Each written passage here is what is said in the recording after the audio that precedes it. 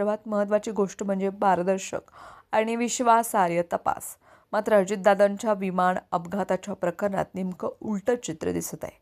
तपास सुरू असल्याचं सांगितलं जात असलं तरी संबंधित यंत्रणांकडून स्पष्ट आणि ठोस अशी माहिती समोर येत नसल्यानं अनेक प्रश्न अनुत्तरित राहिले आहेत.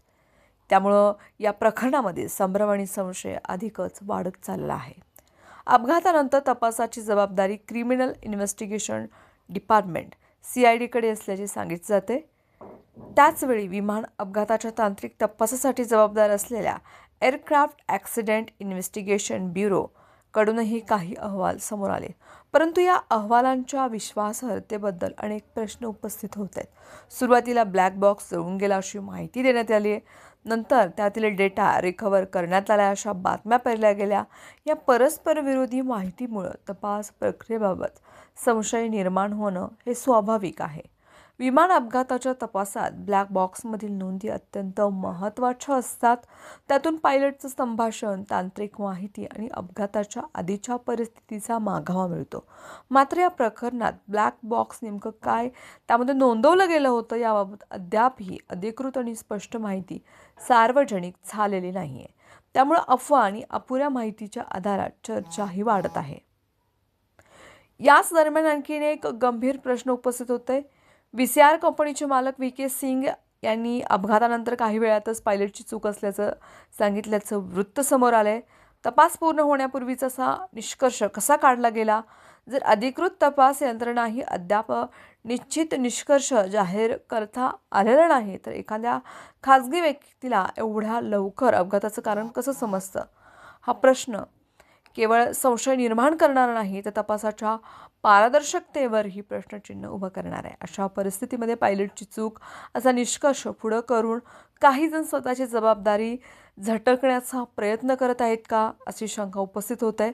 जर तसं असेल तर हा प्रकार अत्यंत गंभीर आहे. कारण एखाद्या अपघाताचा खरा तपास न होता जबाबदारी दुसऱ्यावर ढकलली गेली तर सत्य कायमचं दडपलं जाऊ शकतं. या संपूर्ण प्रकरणामध्ये सर्वात महत्त्वाची गोष्ट म्हणजे अधिकृत आणि विश्वासार्ह माहिती समोर येणं. जोपर्यंत तपास यंत्रणांकडून ठोस निष्कर्ष जाहीर होत नाही तोपर्यंत कोणत्याही अफवा किंवा आधारहीन चर्चांवरती विश्वास ठेवणं योग्य ठरणार नाही. जनतेलाही संयम बाळगण्याची आणि केवळ अधिकृत माहितीवरच विश्वास ठेवण्याची गरज आहे. दरम्यान या प्रकरणाचा सखोल तपास व्हावा यासाठी काही राजकीय नेते सातत्यानं प्रयत्न करत असल्याचं दिसतंय. विशेषतः आमदार रोहित पवार यांनी या प्रकरणाचा पाठपुरावा करत न्याय मिळावा यासाठी सातत्यानं आवाज उठवलाय. त्यासोबतच आमदार अमोल मिटकरी यांनी ह्या मुद्द्यावरती भूमिका घेतल्याचं दिसून येत आहे. मात्र अजितदादांशी जवळीक असल्याचा दावा करणारे काही अन्य या प्रकरणात शांत का आहेत असा प्रश्नही उपस्थित होत आहे.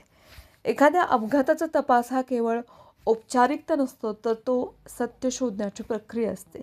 या प्रकरणात जर काही घातपात किंवा दुर्लक्ष झालं असेल तर त्याची सत्यता समोर येणं अत्यावश्यक आहे.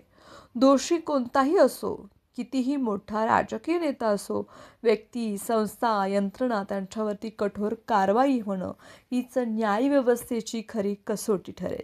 अजितदादांच्या अपघाताचं सत्य लवकरात लवकर समोर येणं ही केवळ एका व्यक्तीच्या कुटुंबाची किंवा समर्थकांची अपेक्षा नाही तर संपूर्ण समाजाची मागणी आहे.